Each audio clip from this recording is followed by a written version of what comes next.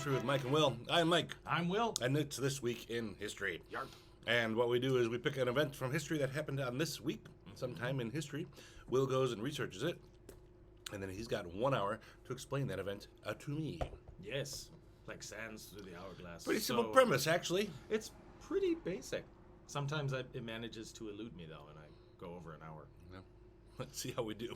I think we'll All be right. okay. Today we're discussing the Battle of Cannae. Cannae. Cannae. That's the Latin pronunciation. The Or Battle of- Cannae.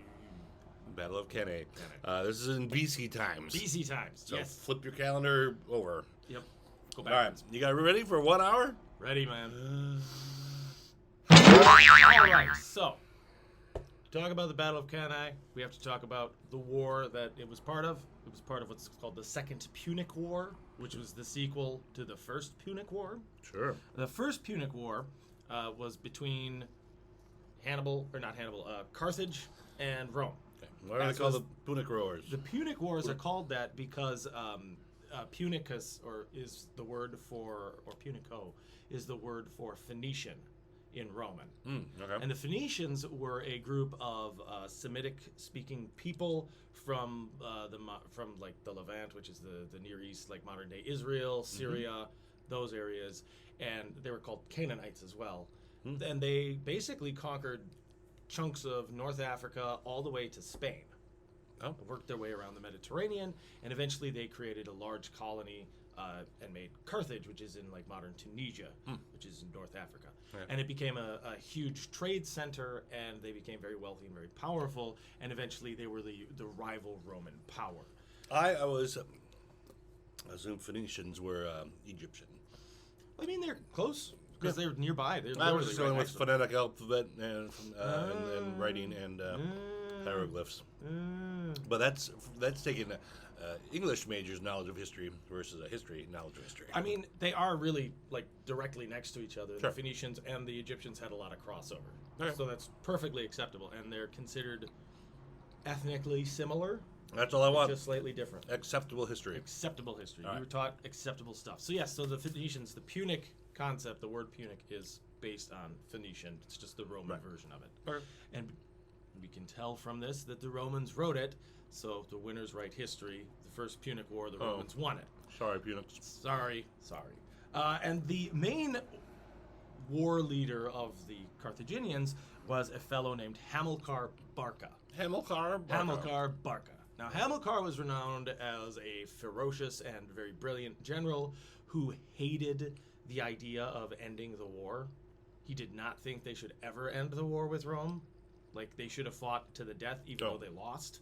He's like, no, keep fighting. They should fight and win the war. We should win the war. Okay. Yeah. Not that we should just end it. Yeah. Like, well, we're losing. We're going to surrender. No. yeah. No, we just but also keep not killing. that, we won. Keep having a war. Yep. Yeah, right. Yeah. He felt that they should fight until Rome is gone. Right. Because Rome was an existential threat. Like, even though they had a peace treaty, he's like, Rome's going to come back. They're going to finish us off. We're a threat to them. They have a huge trade empire. And during the war, Rome basically annihilated their navy. That was like part of the end of the war was there were no more Carthage navy. So they have no ships. So now Rome owns the Mediterranean, basically. And Hamilcar hated that. Now, Hamilcar had a bunch of kids, and one of them was named Hannibal. Hannibal was raised to hate the Romans fiercely. Okay. He's like, they are the reason that we're not doing as well. They have caused all our suffering. They have caused the death of family. And they have made our city look weak. We must constantly strive to destroy them. Yeah. So eventually, Hamilcar either comes up with the idea, or he maybe has some counsel to advise this, but Carthage is low on cash and low on supplies. At this time, the best way to fix that is to go to war with somebody weaker than you and take their stuff. That is one method, yes. That's one method. It would be weird if we saw that still happening today. World. But back then, that was perfectly acceptable. Not really, but like everybody did it. So I'm going to guess not acceptable for the people being attacked. It's not acceptable if you're being attacked. Yeah. I don't care for this plan at all. Is that Carthage? Wait, did Carthage just lose to Rome? Oh, boy. Are they our neighbors? Do we have more money than them? crap. Yeah. Close the gate. They're Close the coming. gate. They're coming. Coming for our stuff. Exactly. So, and that was their nearest neighbors were the Iberian Peninsula, which is modern-day Spain, and Portugal. Very wealthy terrain, has lots of mineral wealth, has some decent farmland hidden in the mountains, and the good trade. So they have money, but they don't have nearly the army that Hamilcar has created. Okay. Even though Hamilcar lost a lot during the Punic War, he's able to rebuild it. And his army is kind of weird in that they are professional soldiers. Whereas like the Roman soldiers are volunteers. They're basically a militia. They're trained, but most of them are like farmers who can afford to equip themselves, and we'll get into like what they used as equipment later. Equip themselves. Yes, equip themselves. I thought you said cook themselves. They could cook for themselves. For themselves. That makes more sense, but Right. And because it's North Africa, their equipment is like very light. So he's famous for using what's called the Numidian cavalry, who are basically like the Numidians are very dark-skinned Africans, and they are horsemen. They do not use saddles, and they don't use like any kind of bridle or stirrup. oh, So they're thighs. just strong thighs. Well, yeah, and they use no armor. Yeah. So they basically ride into battle the equivalent of being like naked. Like they wear maybe a shirt. But those thighs. And they got strong thigh, and maybe some sandals. A lot of them were barefoot because these are just buns of steel too. they're so used to just this oppressive heat and sun all the time. So they're like, yeah, it's no big deal. And their key thing then is they are extremely mobile because the horse is just basically running at full speed without any weight on it. Yeah, horses probably love it. The horse loved it, and the warriors on the back, having almost no equipment, what they had was a knife. Or maybe a short sword, some javelins, and that was about it. Okay. So their job was basically to ride in and use the horse almost as a weapon, because it's, a horse, and you smash into the guys, and then you pull out your knife and you just start stabbing, or you circle behind them, you launch some javelins, try to kill some guys from the flank, and then ride back. Yeah. Their whole thing is they're scouts, they're raiders, they're very aggressive, very fast cavalry, and that's a big deal for having any kind of cavalry. You have to like choose between mobility or your ability to stand and fight. Yeah. And Hamilcar very much uses these guys as what they're good at, and he brings them everywhere. And because they are so high demand, like people want them, they are veterans. They've been fighting a long time. They're all trained up fighters. They work well as a team. And you typically kept your groups in ethnic communities. Like, you didn't have Numidian cavalry mixed with, like, if you had Gauls, you didn't mix them with the Gaelic cavalry because they're different equipment, different language. Sure. So it's hard to communicate. Language would be a big thing. That was the big problem. Yeah. It wasn't that they were, like, racists. Because Carthage is it is a heterogeneous society. There's Greeks, there's Canaanites, there's Numidians, there's Nubians, there's there's Hispanics. They're called Hispanics, but I don't want to confuse people. They're different than modern day what you think of Hispanic. Yeah. Hispania was the Iberian Peninsula. That's what the Romans called it. There's Gauls, there's Celts, there's a gajillion mixing. It's just everybody's there. Everybody's there. You've got people from like southern areas of Africa coming north, and all of these nomadic tribes.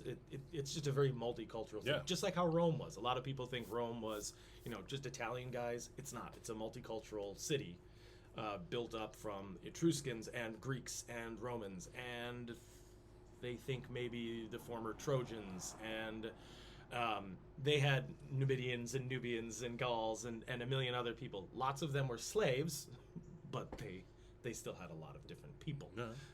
So there's this sounds nice. Sounds like a lot of good food. Lots of good food. Like all the food. Sure. Although the Romans did eat things like dormouse. That was considered a delicacy for wealthy people, eating dormouse.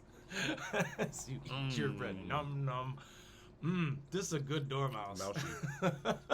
It's probably braised and something. A little pop in your mouth. Little crunch, little meat. Yeah. It's not an appetizer. There's a thing when you pop it in your mouth for one. An hors d'oeuvre? No. It's like like a finger food. An amuse-bouche. Amuse-bouche, yes. Delightful. So, all kinds of different foods, all kinds of different cultures. But the idea of in the military, you want to be able to talk to the guy next to you so you know what the heck is going on. Yeah. So that was a big deal, and they didn't have like this is our official language. Because the Romans were like, we all speak Latin, so we're all going to learn Latin. The Carthaginians were like, well, we do speak our Phoenician dialect. It's a Semitic language, but we're already a multicultural group. We got everybody in here. So they had to have officers sitting that spoke multiple languages to answer to the higher commanders. Although it is thought most generals spoke multiple languages, so they could communicate to the troops, but the troops couldn't talk to the other factions next to them. Right. And it also did help keep out like any kind of cultural clashes. You know, you might have like a special thing of, I laid out this. We'll say it's a bowl, and this is the offering to the gods, and maybe I don't know it's an offering to the gods. I'm like, oh, a bowl with water in it. I'm going to drink this because I'm thirsty. And then they're like, you just drank my god's water, and then fight. Yeah. But nobody speaks the same language, so they just murder each other because there's no communication. So you want to reduce ethnic clashes like that. Yeah. So having them be in little groups. There's a point to their version of segregation. It's not a racial thing, it's a language thing. Well, you can justify racism however you want. Turns out Carthaginians were mega racist. Maybe. But like in the city, you know, you live next to each other. But in combat, he liked to split them into.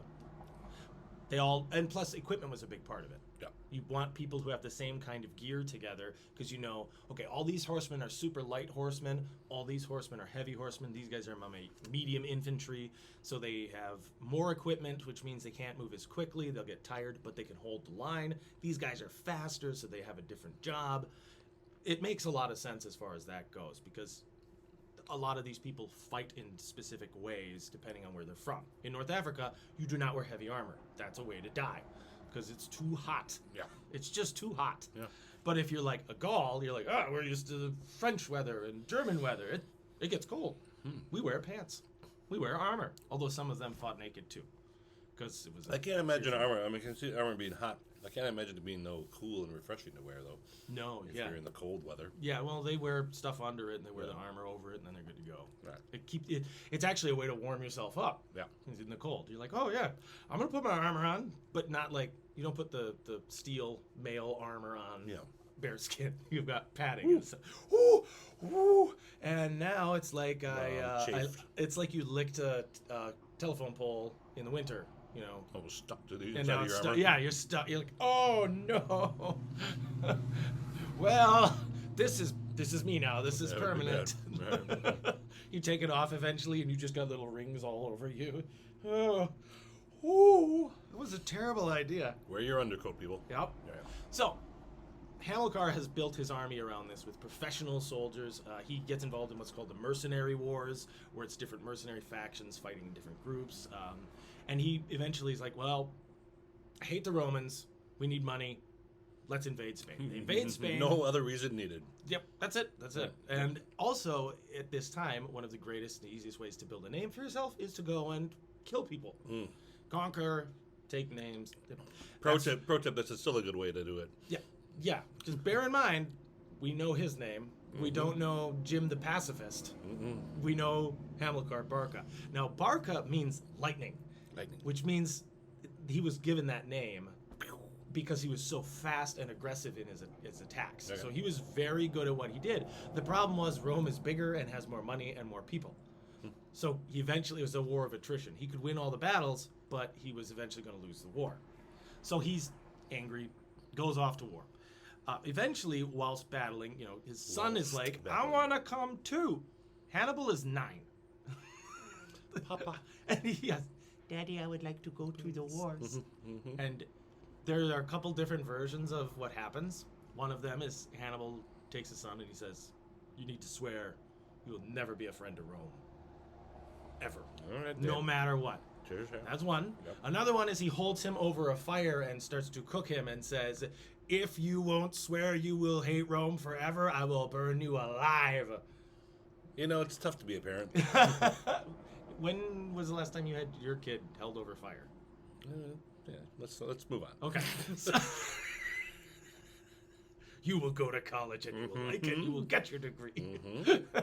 Parenting stuff, people. Parenting stuff. I'm not going to judge anyone on I'm not judging. Parenting techniques. I don't have kids. I have cats, and that's hard enough. Yeah, so you just wait. It's hard enough. It's hard enough. like yelling at the cat, don't do that. Yep. And they knock a thing over, like, okay, well, whatever. you hold that Human cat- does it, then hold- you're like, they got thumbs. It's way worse. Hold that cat over a fire and see what happens. Well, the problem is the fur. Yeah. Singe. Singe. Right. So, whatever he did, the point was still made that you need to hate Rome forever or you can't come with. Message received, Dad. And Thanks. the message was received loud and clear. 9-year-old Hannibal marches off to war with Daddy. And his brothers-in-law and probably his brothers as well, who were, I think one's older. Well, we They don't might have know, been younger. don't know Doesn't their matter. names, so I don't expect it Well, turns I out do. well for One of them. them's Hasdrubal, and one of them is, Hasdrubal. but there's 2 Hasdrubals, so I didn't want to mention. But Yeah. and then like Morgu. They have cool. Morgu. They have cool names. Hamilcar, Hannibal, Hasdrubal, Morgu. That is pretty cool. That's pretty cool. Yeah. There was another Hasdrubal though, and he's the son-in-law, Hasdrubal the Fair. So we can assume he is good looking. No, he just has nice hair. Or he was honest. Because he's like fair-handed, you know, like he's fair. I think it was because he was a good-looking guy. Okay. And that's probably why, like, Hamilcar was like, oh yeah, you could totally marry my daughter. She's like madly in love with you because you're fair. You're gorgeous. Eventually, though, in battle, now Hamilcar's a little bit older. He gets stuck in a fight in water and he gets knocked over and he drowns. Oh no, Hamilcar. Bye, Hamilcar. Turn over. Hamilcar, well, he tries. Oh. He's probably weighed down, and there's probably a guy on top of him trying to murder him. Oh. But he dies in battle and drowns. That's a slightly different drowning. Yeah, I think that's stay That's down. being drowned. Yeah, it wasn't he tripped and fell. It was Yeah. he was fighting in a battle, and they were I think like waist deep in water, knocked down, probably pinned or trampled and held down and drowned. Yeah. Sounds horrifying. After he dies, the army typically picks who takes over. They all choose Hasdrubal the Fair. He's 26-ish. He's handsome, Fair. strong, and had been studying at Hamilcar's right hand this whole time. Yeah. So he's trained up. Hannibal is a teenager now. Okay. So he's been walking around with them, learning and probably eventually fighting. Once he's old enough to actually carry the weapons, he's probably fighting. Sure. But he's at least studying. You know, he's sitting with his dad in his tent while he's planning the campaigns, and seems to absorb all this information. He also has tutors with him to teach him different stuff. He has Greek tutors who teach him how to speak multiple languages, to teach him history, to teach him old tactics, to teach him about where the Phoenicians come from and what they did, to teach them about the great conquerors of different times, and to teach him about Rome. You must know your enemy. Yeah. So he's absorbing all of this information like a sponge. He's also learning how to fight, and he becomes quite good at it. Because you were considered not a great general if you couldn't actually fight, too. Right. Like, well, if you're not going to get stuck in with us, why should we risk our neck for you? Good point. Yeah. Nowadays, it's like, no. Go kill people for me. Well, I'm too important. to I be am in far danger. too important. I was elected Right. by billionaires, so you will go and fight and die for a war I started. That sounds about right. Sounds fair. All right, modern commentary aside. Modern commentary aside. There were no billionaires back then. They couldn't count that high. They didn't have that many numbers. Yeah, well, they had the grotesquely wealthy, we'll say. Sure. Incredibly rich people going, go kill people. Yeah. We Rich need people, more money. Rich people always sound like that. Eh, You know who's the worst? I think everyone can agree. Rich people. rich people. Yeah. Except the rich people. Yeah, screw 'em. And there are some people who are fanboys of the rich people. Like, oh, rich people are pretty cool. Why? Because you're going to be rich? We all agree we hate them. All right, moving on. Moving on. Down with the rich. It's not even a jealousy thing. I just don't think I could ever be like, oh yeah, fill them full of, go have wars for us. Fill them full of opioids. They'll be fine. Sorry, commentary done. All right. Save that for when we do the opioid episode. which Yeah, we is- have to get some more also 19th century stuff here. Yep, we got one coming up. All right. You mean 20th century? 20th century. I've done 19th century, All right. 18th, and 20th, but no 21st. That's too soon. Okay. Too boring. All right. So, Hamilcar is also a Hamilcar is dead. Sorry. Hasdrubal the Fair Yes. is a good commander. He starts fighting against the Celts. The Celts are a giant. Celt is a huge ethnic group. Oh, okay. It's an umbrella term. So that's the Bretons, which are in England. Yep. That's the Gauls. Yep. That's the Picts. Oh, I think are also Celts. So it's a huge. I thought Celts were just Scottish. Celts are Scottish, but not all. No, I so thought it was all just- Scots are Celts. Not all Celts are Yeah, Scots. okay. All right. The Irish are Celtic. All right.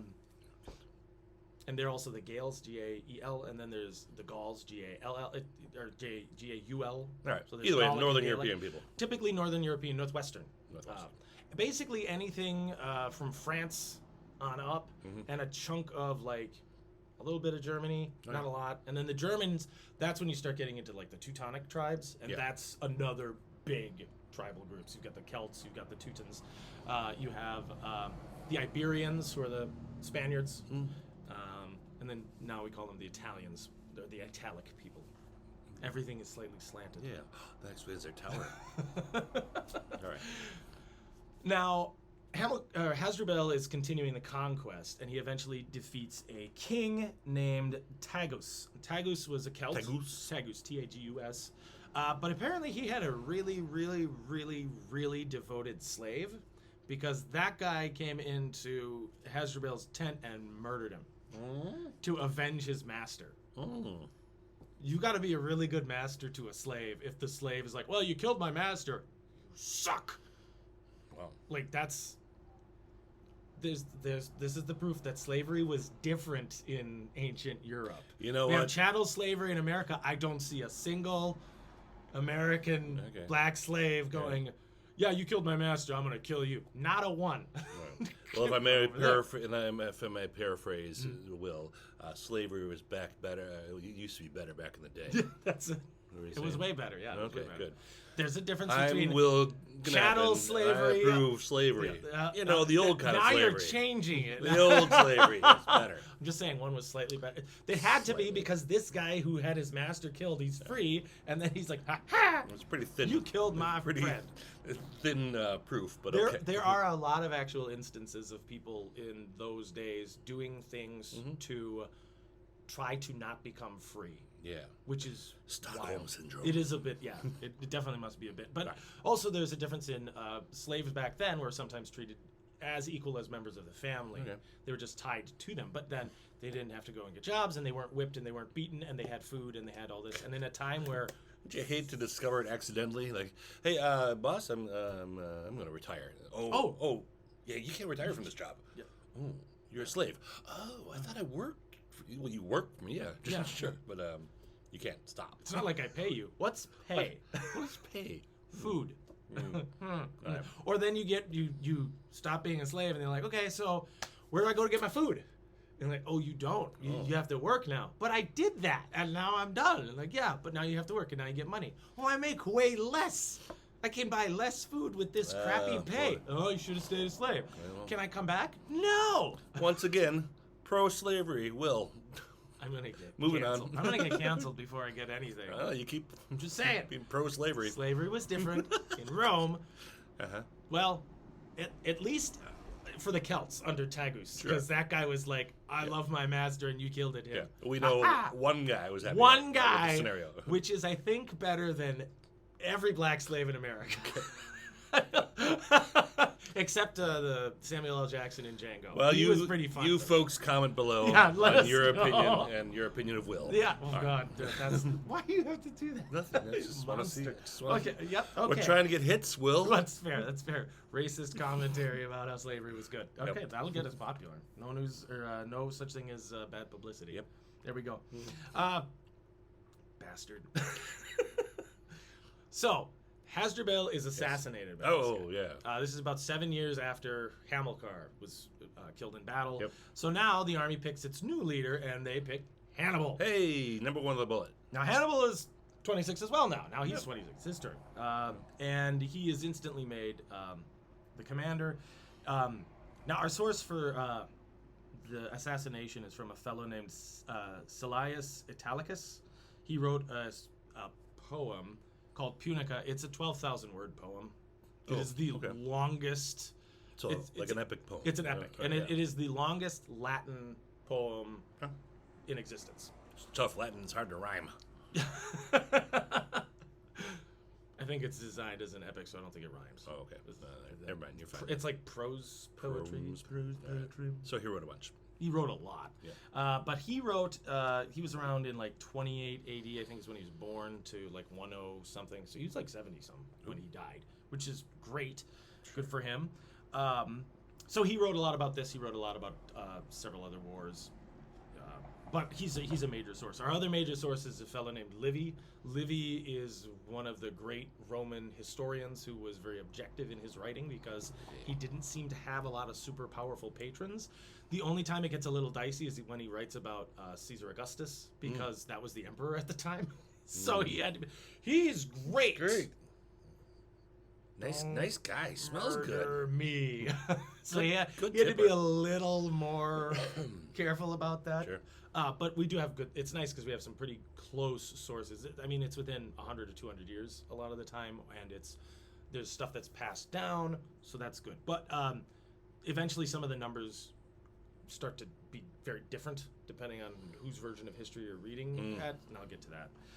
So Hannibal spends the next 2 years consolidating his power in Spain, because he's basically like the governor of that area now. So he's got all these cities to control, and he has to go around and be like, well, my dad's dead, my brother-in-law's dead, I'm the boss now, I've been chosen by the army, and I have 80,000 guys under my command, so you have to listen to me. Part of his consolidation of power is realizing where the politics are with Rome right now. Now, Rome and Carthage has still had this treaty, and which was signed in, let's see, I want to say 247. Okay. So that was when it started. Okay. So, and then that lasted for 22 years. So Who's they had in- a treaty for like 15 years. Who's in charge of Rome right now? Rome is Do they run- triumvirate yet? They don't have the triumvirate yet. Right now in Rome, we have a pair of consuls who are elected every year, Oh, okay. and they take turns running the armies usually.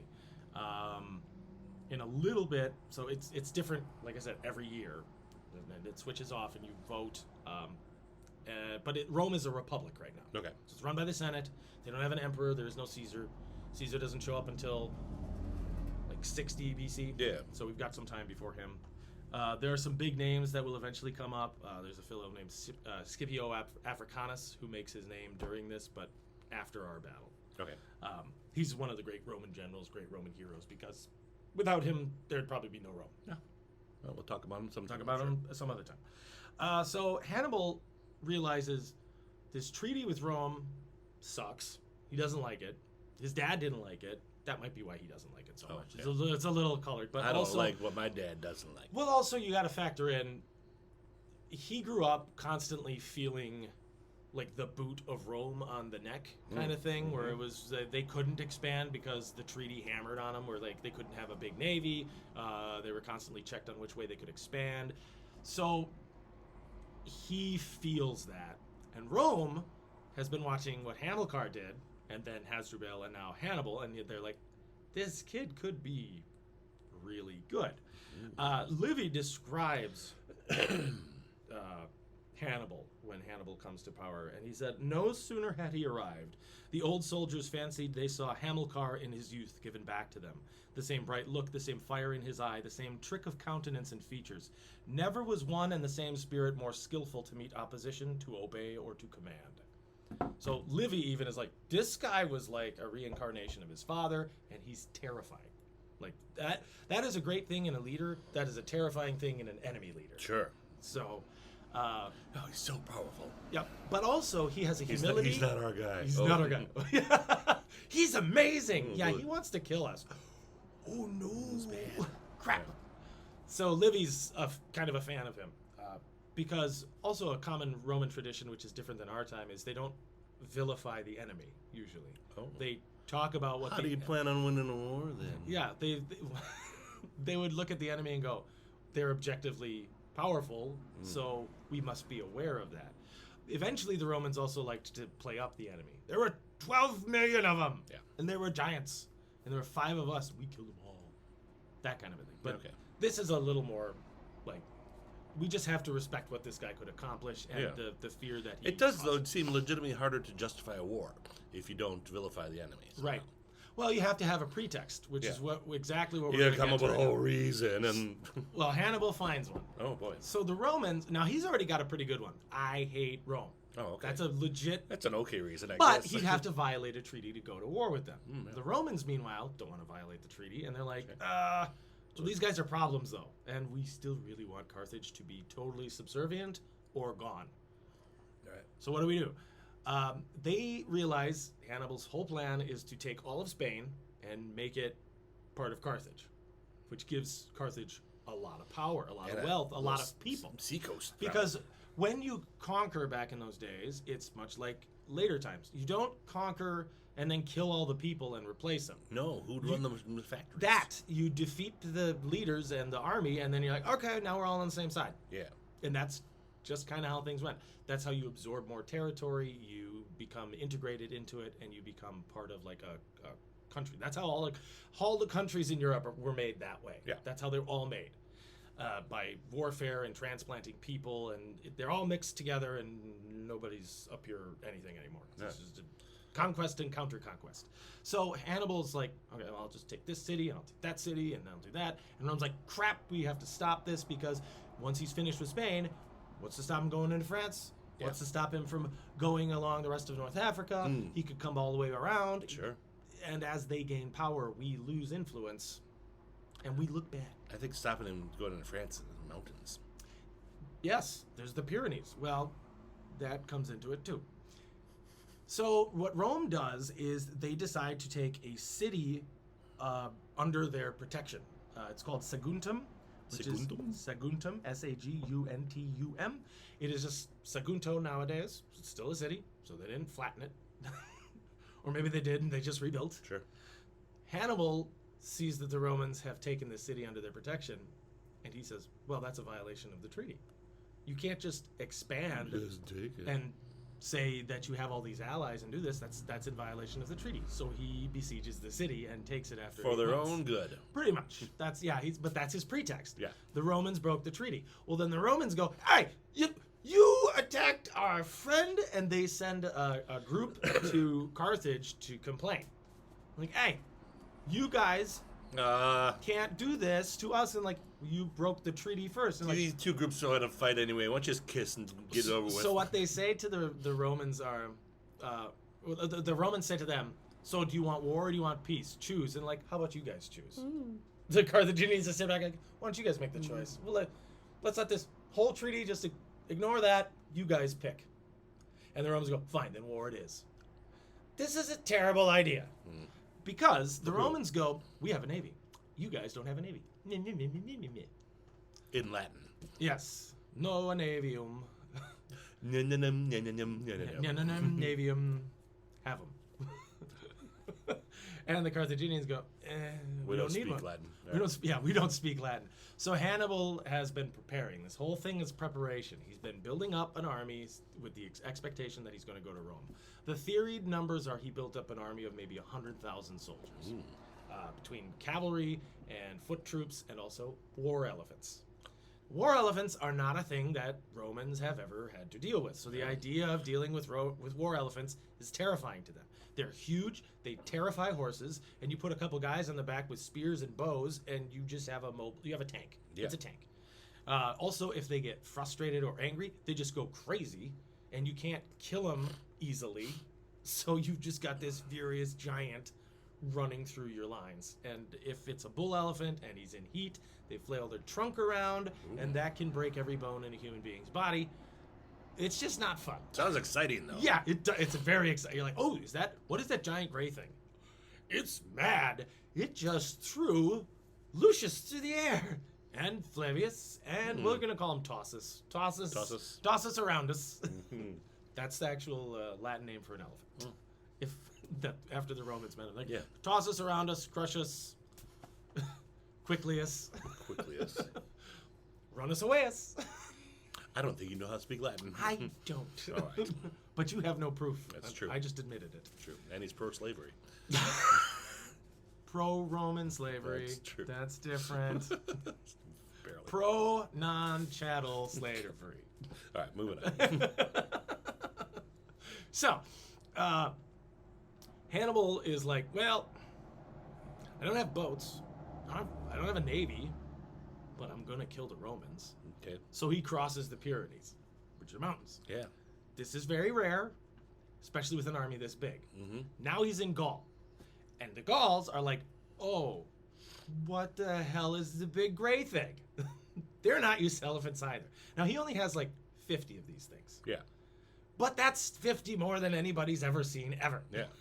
And they're just plodding through stuff. But also, more importantly than the elephants, everybody always focuses on the elephants because that was more that's a big deal. But that's more shock and awe. Sure. You can't rely on 50 elephants against 50,000 guys to win a battle. They might cause a disruption and they can damage some stuff, but that's not winning the battle. What's winning the battle is the extremely well-trained African troops that he's brought with him. And now he has Spanish troops who are slightly more heavily equipped, and they are a very reliable, sturdy people who use a weapon called a falcata, which is a big curved sword, but it curves this way, like the blade is on the inside. So it's like a hacking weapon. And then they have like bronze shields and some bronze armor, and they're fast still because they're not as heavy as like the Romans, but they prefer this style of combat. So he's got a solid infantry corps now, and he has his crazy fast Numidian cavalry, and then he's got elephants. And the Gauls are like, I don't like any of this. No. They're even more heavily armored, so they're having problems maneuvering and catching up to him. So he just dodges a bunch of armies and zigzags across Gaul. He makes some friends along the way who are like, yeah, you can come through, just pay us off. He's like, cool, I'm going right to Rome. And they're like, great. A Roman army is sent to deal with him, and he just dodges them, which is crazy because after leaving all his garrisons and everything else behind, it's thought that he has about 50,000 men with him. So he's had to leave troops behind. But he might have had way more than that. People aren't totally sure. Then he decides to go across the Alps, which is super crazy because they are higher and colder and rougher terrain. There's bogs, and nobody to this day knows for sure how he did it. Oh. Nobody's sure how he did it. They do know that sometime while he was crossing, he got an infection in his eye. Some people think it's a bee sting that went bad. Some people think it was because while they were going through the bogs, some kind of bacteria got into it. Yeah, Either way, bacteria. He did not have time to stop and seek treatment because he's in a rush. Yeah. And if the general stops, everything stops. Yeah, and then the elephants run into each other. So he cuts out his eye. Oh. Which is about the most hardcore thing you can do because he's like, well, it's rotting, right? And they're like, yeah. He's like, all right. So now Hannibal has one eye. Some of our greatest generals we've talked about in this show end up with one eye. He didn't think it would get better? No, there was no way it was getting better. Oh. That was the thing. They were like, it was rotting in his face, which is gross. Nasty. I think he probably thought, okay, it's a mild thing that's causing a problem. Yeah. And then it's a bacterial infection. And even today, if a bacterial infection goes untreated for a little bit, well, they had no way to treat a bacterial infection. So that's why they think like maybe he got a sting, like a cut, something small that got inflamed and bad, and then his eye was ruined. Thanks. So rather than have it spread though further, he just cut out the whole thing and kept it. Yeah. Okay. I don't think he did it himself, but how hardcore was? Sure. I'm gonna pretend he did. Okay. Just sitting on his elephant, like, this sucks. All right, boys, don't come up on this side of me, or I'm just gonna start swinging. Everybody, come around the long way. Yeah, I wouldn't want to try. It seems like you'd miss. Yeah, that was my good eye. That's like you extracted the wrong tooth. Yeah, that's a comedic bit. But this is the originator of that joke. Okay. It's actually his good eye they took. Oh. Somehow he was an amazing blind general. So Hannibal crosses the Alps. Now, doing the research into this, there is a study where they went and dug through peat bogs, which are renowned for preserving bones and material. At some of the peat bogs, they can preserve stuff. They can also break down like flesh and bones and stuff, but they can fossilize other things. So they were like, well, this shows that hundreds or even thousands of people went through this way, so we think they went through like the Po Valley, or they did this, or they went that way. But nobody is 100% positive how he did it, or which route he took. Oh, okay. All we know is it was really brutal, and only a few elephants out of his 40 made it over because it was too cold. So there's all kinds of pictures of what people think happened, but nobody knows. Half of his troops are from Africa, so they are not used to this crap. Yeah. They did do some things, obviously, to prepare for the cold, but he was moving fast. Yeah. So he wasn't like, we're going to stop and we're gonna gather all our winter gear, because then the Romans will go, why are they getting winter gear? They're going to cross the Alps. Go! So he's all about the speed. It's theorized that he lost maybe as many as half of his troops crossing over the mountains. Chilly. So he gets there. He's got about 40,000 men. And the Romans like, oh, crap. We need to stop this. Where the heck did that army come from? Yeah. Oh crap, that's Hamilcar's son. How did he get here? We thought they were in Gaul, at best. Oh crap. Yeah. And he did this in like the span of like a couple months, went from Spain overland all the way up and comes down into Italy. So no, this is very fast pace for a huge army. Yeah. Rome sends an army off to fight him, and at the Battle of Trebia, they have like 50,000 Romans versus his 40,000 Folks. mixed army as Yep. Carthaginians. And what always seems to wind up, they're not in a great formation, and Hannibal surrounds them with his cavalry. Oh. And the cavalry, and he has a hidden detachment right outside their gates, basically. Sneaky. So the Romans, what they typically do when they go to war is they build a big palisade around their camp. They leave troops inside, and then they march out and fight. He sends out his cavalry to lure the army out. They chase his super duper fast cavalry, who are then replaced by fresh horses because he has a big cavalry detachment. They annihilate the Roman horses. Then they swoop in, go behind the army as it's chasing out, hit him in the rear while his infantry hit him in the front, and they just freak out and scatter. They lose 20,000 men, the Romans do.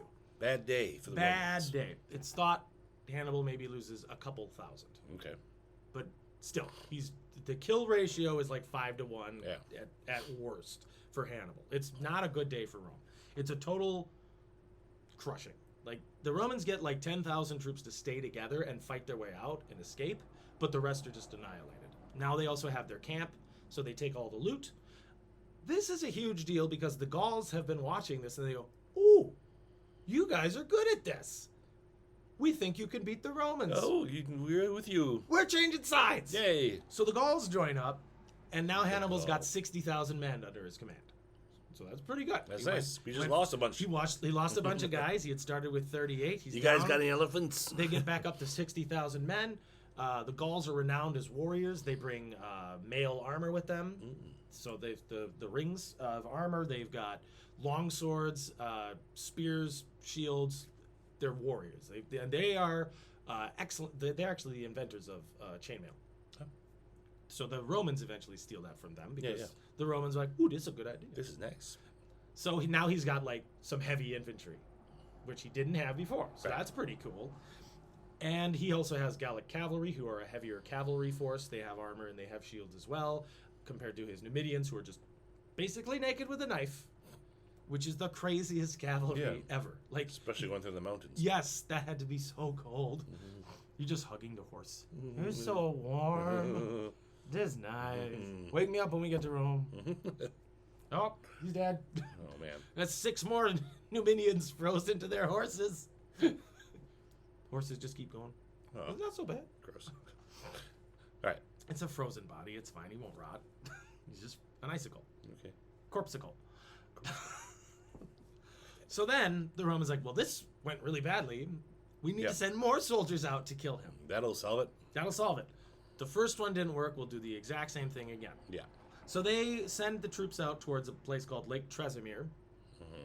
They're supposed to go past Lake Trasimir to Trebia, which was where Hannibal was.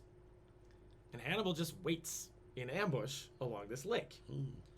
So as the Romans march along the lake, with the lake on one side and like a little hill on the other, Hannibal's guys just go, get him! Get him. Shove And him in the they lake. kill everybody. Yikes. It's 25,000 Romans. The army is annihilated in like minutes practically. Probably hours of fighting. A chunk runs away and he just sends the cavalry after him because they're all on foot. Rounds them all up, kills whoever he doesn't take prisoner. The entire 25,000 man army, dead or captured. Some of them are pressed into service. Some of them he uses as hostages. Some of them he uses as scouts. Hannibal's entire strategic plan for this is very different than what other people have done.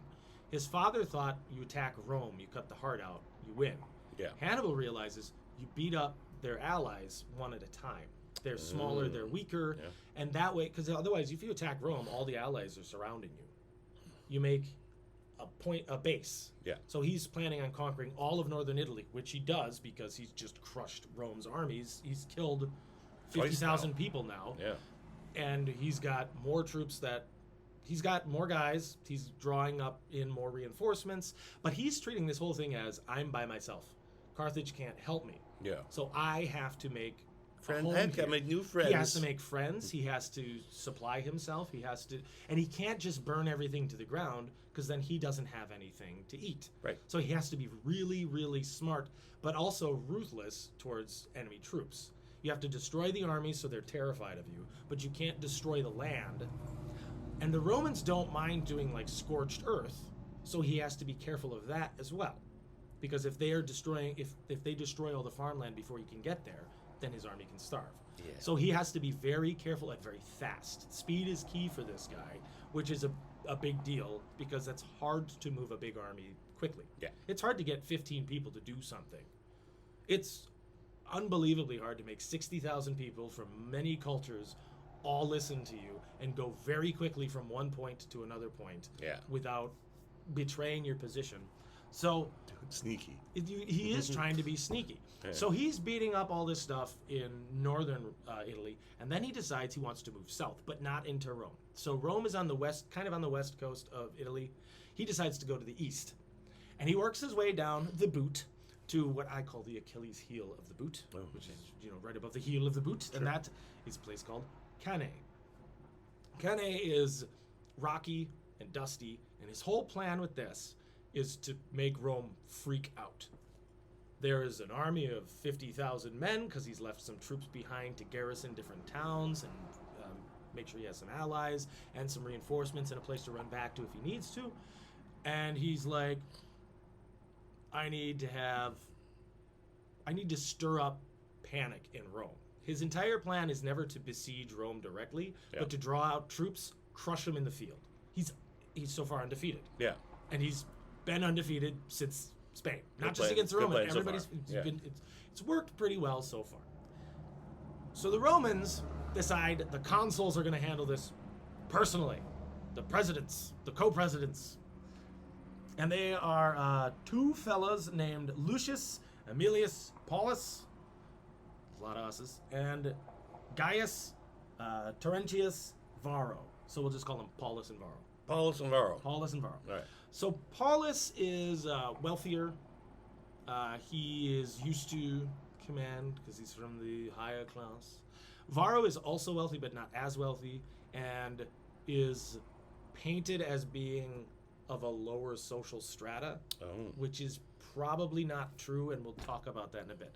So they have to outfit an army.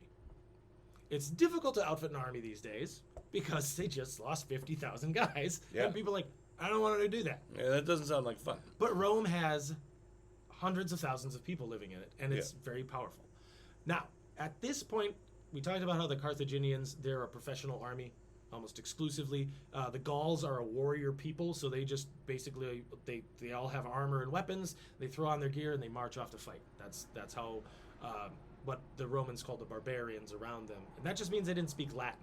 So they're not, like, doing anything worse than the Romans. They're just different. Yeah. But what the Gauls do is, and a lot of these tribal groups do, is the men a lot of the times are warriors, and then when they're not off fighting and raiding, they're helping with the farming, and then when they're off fighting and raiding, basically the women run society. And it probably runs great. Actually, pretty much did run quite well. The Romans, similar concept, men expected to voluntarily join the militia, and you had to pay for your equipment. Oh. So depending on what you could afford is what you did as a job in the military. Okay. There were the velites who were parked your cars. It's a valet. Oh, I'm sorry. Valet. The Valet. velites. The velites. No, they light armor, and they'd stand in front of the army kind of, and they'd throw spears, or they had slings, like David and Goliath stuff, and they'd do light combat. They were skirmishers. That was their job. That was all they could afford. They didn't have any armor. When they might have a little tiny shield, like a little guy, but they didn't have a lot of equipment. Basically a linen shirt, sandals, that's it. Right. Not great. But their job wasn't to get stuck in. And then they have a knife to finish people off. You keep miming things off screen. Sorry, knife. No one can see your little knife. Knife, Yeah. sling, spear. Yeah, spear. There we go. Little tiny shield. Good. It's important for them to see the mime. It's important for them to see the mimed thing, because otherwise it's just shaking. So their job was, as the enemy army comes close, you harass them, and then you run behind the guys with armor. Oh, yeah. That was your job. Sounds fun. Then this is the Roman legion style of warfare. So eventually, this isn't what most people think of the Romans, where they have the little blocks and they work in perfect little like square formations and stuff, and they all hold their shields above their heads and things like that. Yeah. This works in 3 lines, and each line is progressively better equipped. Oh. The youngest, least experienced, and least wealthy people are in the front. Oh, well, that tracks. And then the more veteran troops, the older troops, and by older I mean like mid-20s instead of early 20s. Yeah. And then the heavier troops in the back. So what you first have is the Hastati, and their job is to fight other infantry like themselves. They have a scutum, which is that rectangular shield that kind of bows out in the middle, or bows out in the middle, so it's curved a little bit, and then it has like an iron, they call it a shield boss in the middle, which is if somebody hits that with a heavy weapon, they can actually break their weapon on this, or it can help deflect incoming projectiles, stuff like that. You want most things to hit here. It helps hold the shield together if it starts to crack. It's an important part of the shield. Okay. So that's what the scutum looks like. And then they have... Do you want a picture of that? Yeah, we'll do a scutum. Well, we can just do the whole Hastati. This is a Hastati right here. So he's got his pilum, which is a spear, and they had like a lead neck to it. So the idea was you throw the pilum, and if it hits a person, they've been skewered by a spear. If it hits a shield, the weight of the haft of the spear will bend the neck. So now you've got this spear dangling from your shield. It makes it awkward to hold, and eventually you might drop it. If you take a couple of hits from a weapon like that, you've got like 4 of these heavy spears. No shield. Now you're basically whatever you're wearing. At the time, the Romans had not yet adapted to having chainmail, and they hadn't had what's called the lorica segmentum, which is that cool strips of steel iron armor. Yeah. They have like a little bronze breastplate that covers some of their chest. It's not a lot, but it's considered like heavier than, say, nothing. Well, like a Numidian who's like, I'm naked, don't care. So that's the Hastati. Then behind them you have the princeps or the principes, which are primary fighters. So the Hastati are supposed to fight for a bit, tire out the enemy. They withdraw behind these heavier guys, so you don't just stand there and die. If you start to lose, you move back. Oh, we can move back. Okay. Yeah, you can move back. Moving back is allowed. Okay. Also, you have the spears of the braver, stronger, meaner men behind you. So if you're thinking about running away, withdrawing when you're tired is fine. Okay. Running away because you're scared, you're going to run into spears. So they have the Principe. Move back with caution. Yes, you have them behind them, and they are basically the same equipment, but heavier armor. Yeah. It's more complete. They have their lorica. It's like a breastplate, greaves, kind of like somewhere between the Greek style and what we know to have the Romans be, so it's a little heavier. And they are veterans. They've been fighting a while. Again, they are not guys who fight nonstop. They are not a professional army, but they've been in battle. That's how they got this far. Yeah. And then behind them are the Triarii. The Triarii are better armored and just in generally lethal. These guys are, and everybody's got a gladius, which is a short sword that's made for stabbing and slashing, but it's not very big. Because you get in really close, you just reach behind your shield and you stab, stab, stab, stab, stab. The Triarii also had like lots of feathers and plumes in their helmet to make them look taller. Okay. So when you're standing there, there's this giant looking dude with the plumes and spear, and you're like, I don't like that. Yeah. And the Triarii, the way they do the battle is they take a knee for the entire first chunk of the fight, waiting. And the second the next line breaks, they get up, and suddenly you're like, oh God, there's another line of infantry, and they're bigger and meaner and better equipped. I'm tired from fighting my way through these other guys. It's actually a pretty effective system. Sure. The problem is the lines tend to be very long. So instead of having these compact groups that have easier leadership, you have these really long lines of guys, hundreds of guys, thousands of guys in lines. And you have officers stationed here and there. Hannibal knows this is the army that's coming towards him, so he picks his terrain very carefully. It's rocky, it's sandy, and the way that the sun is coming up, it's going to hit him right in the face as they march towards him. So they've got sun coming at them, so they can't see very well. They've got sand coming, blowing in their face. They've got rocks blowing in the wind. because it's not big rocks, but little pebbles and stuff. Sure. It's strong enough winds that that's what's going on. And Hannibal puts himself in the middle, which is not where most generals go. Most generals go on the right flank, lead cavalry, come around. He goes in the middle, and he has it as a very thin line of guys, relatively. Instead of it being 20 ranks of people deep, it's like 4. It's a very shallow thing, and he has his Hispanian and his Gauls in the middle, and it goes like Hispania, Gaul, Hispania, Gaul, Hispania. He has them interchangeable. Yeah. These are not his most elite troops. I mean, they're his heavier guys, but they're not his most elite. His most elite, his best veterans are the Numidians and the African guys who've been with him from day one. And he has them piled on the edges of the army, along with all his cavalry. The Romans hit the center, and it starts to move back and move back and move back. They're being pushed back. They're being driven back. And the Romans keep pushing and pushing and pushing. 50,000 men hammering on the middle. And the entire time, Hannibal's flanks just slowly go around. And pretty soon the Romans realize this weak center is the strongest part of the army because they are so disciplined. They know they're supposed to get pushed back and lose. They're supposed to look like they're losing. Yeah. And it stretches out, and it's like trying to push through like a rubber sheet. It just stretches and stretches and stretches around you, and now you're just covered in it. They're pushing through, and he's had his whole elite cavalry forces circle around behind him.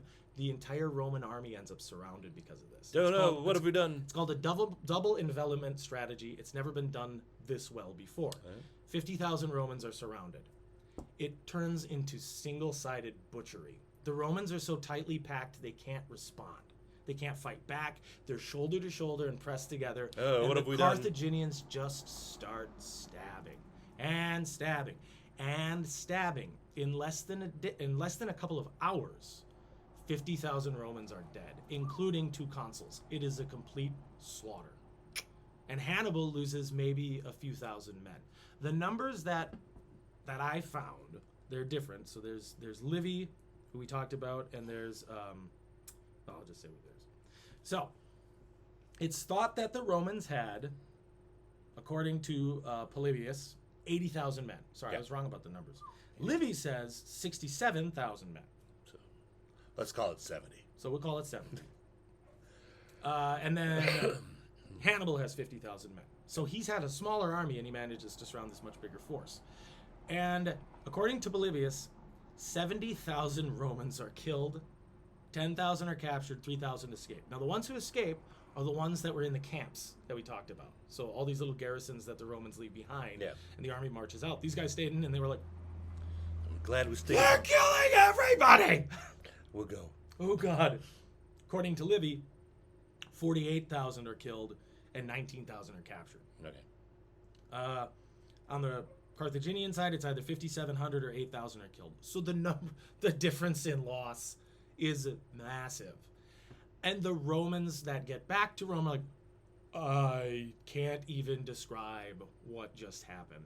It makes the entire city panic. They have no idea what to do. And Hannibal just kind of goes on a cross-country tour of Rome, conquering as he sees fit, but never having enough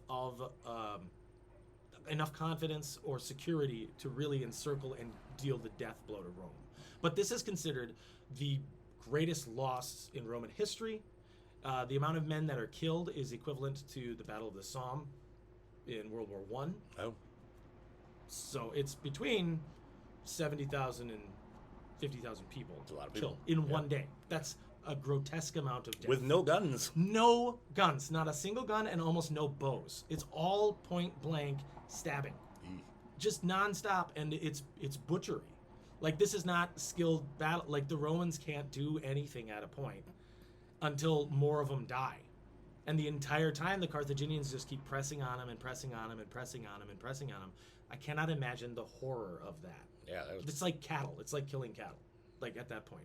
Gross. Some pokey cattle with some armor. Yeah. But scream. But so there's a difference too in the Romans thought Hannibal picked his weakest troops to hold the center because they'll lose. But modern day thinkers are like, those had to be the most elitely trained, the most disciplined guys, because they know they're supposed to be worked back, but never run.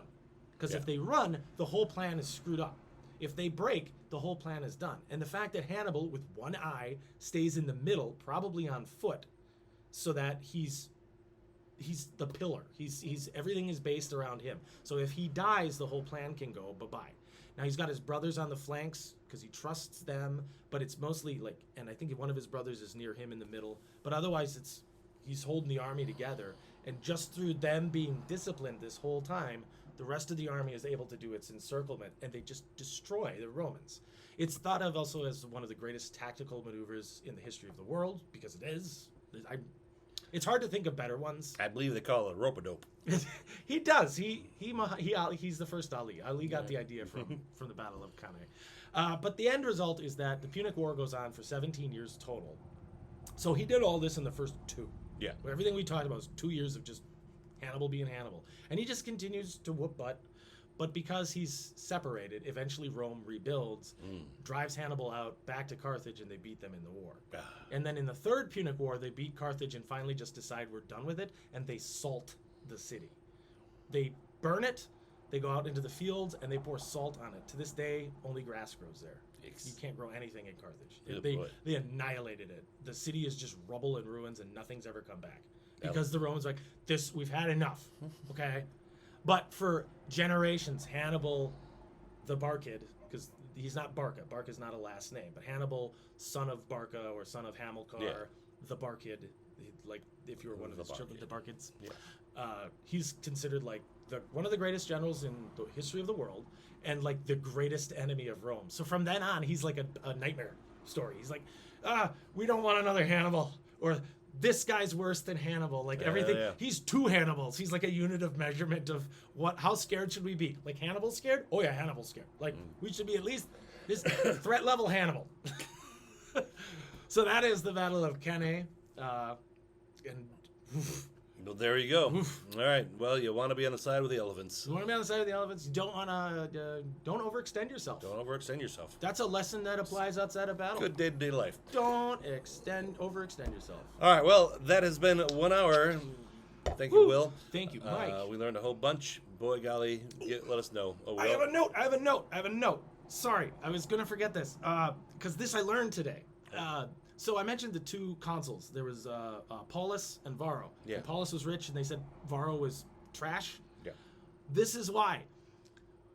Paulus's grandson was super rich. Like all of Paulus's descendants are very wealthy, and Varro's aren't. Mm-hmm. And Paulus's grandson commissioned Silius Italicus, the guy who wrote the giant poem. Oh. He commissioned that guy to write the history. So he commissioned him to write favorably about his ancestor and make Varro the scapegoat for the entire failure. So this is Rome. It's like, my grandfather, I don't want you to write that he screwed up. He used a lot of money. I want you to write this whole thing. I don't want you to say he screwed up. Say it's Varro's fault. And he did. So there's a theory that Varro actually wasn't at all at fault. Like they were equally probably at fault for this because when you're fighting Hannibal, it's not your fault if you lose. Right. It's his fault. His fault for winning. Yeah. For winning. But it was all about scapegoating. So it's like humans don't change that much. Yeah. But I thought it was really fascinating how the Romans use history to discredit their dead ancestors. But I thought that was really interesting. Okay, there you sorry, go. that was my last note. Little life lesson there as well. Be rich enough to influence history. Do we want to talk about the well-actuallys from last episode? Sure, Will. Sorry. We have, Yeah, because now we're done with the done with that hour. one. We're done with the hour. I screwed up a bunch with Guts von Berlichingen. Oh, okay. I have a friend who lives in Germany, and he filled me in on some information. One, Landsknechts, the fancy pants mercenaries. Yeah. One, they didn't like being called mercenaries. Okay. Probably didn't like being called fancy pants. They were professional soldiers that received pay for their work and worked for different people. Okay. What's the definition of that? What's a short word of that? Mercenary. Yeah, that's what I'm talking about. Okay. So they're mercenaries. But they weren't Swiss. They were German. They're specifically Southern German. The Swiss guys started this whole movement of having flashy equipment and looking stylish. And the idea behind it is they were never going to get to be lords or rich men and that's how the rich dressed. So Okay. they were basically like, I'm going to live life to the fullest while I can. Okay. And they were called the Reislaufer, which literally means war traveler. Yeah. So that was the Swiss. And then the Landsknecht took the idea and went way bigger with it, with even flashier outfits and flashier gear, and wanted to be more intense about it. And he also wanted me to mention that Guts being involved in the Peasant War was actually one of the things he's most known for, because that was a big deal. Because he sacrificed a great deal to basically be the scapegoat. The peasants were going around just killing nobles and burning their castles, and they gave him basically an offer of, we will follow you or we will kill you. And he was like, what? And like, yeah, well, I'll choose follow. we think you're a good leader and you're a great knight and you're famous and we need good leadership, but if you don't, we're going to take that as an insult and see that you're on the wrong side, and we're going to kill you like every other noble. So he goes and he has to ask a bunch of people about this, and he winds up having to defend himself, basically saying, look, I did this because I could steer them away from burning down noble castles and killing innocent people, which is actually a big part of what he did for quite some time, was diverting their anger and their wrath and basically making them march around a lot but not doing a lot of war. Okay. They maybe would fight a battle or something like that, but instead of going into wealthy people's homes and killing them and their families, which was a huge no-no, he was like, if I can just tire them out and bide my time and make them wait, then this whole thing will blow over. And it actually worked pretty well, and then eventually he just got sick and tired of dealing with these people who were threatening everybody all the time. He just went home and waited until the war was over, and then he went to the emperor, like, look, this is what I did, and he was found innocent and went on with his life, which is pretty awesome. Although the Swabians still imprisoned him. So those are the well-actuallys. And then I was supposed to mention another general, because there was the one whose name I could not remember. There's Kunz von Kaufingen, who was a really big deal. But the big one was Georg von Frunsburg, who was basically, he's considered the father of the Landsknecht. Okay. And that was the guy. I couldn't remember his name. I was like, I should have written it down, and I didn't. And he was a contemporary of Guts's, and he was a big fan of his, and they were close friends. So there. Those are my well-actuallys. I should have gotten that at the beginning of the episode. So there we go. There we are. Well-actuallys. Now we're done. Now we're good. Now we're done. Next week. So thanks for tuning in this week. And we'll be back next week, and we'll be discussing Macbeth. Macbeth. The real Macbeth. The real one. So tune in then and tell us what's right or wrong with that. Yeah, and if any friends have stuff on the Roman history that I missed, tell me. We're ready to listen. We're ready to listen. All right. We'll see you later. Bye, guys. Thanks, Bye. Mike. Thanks, Will.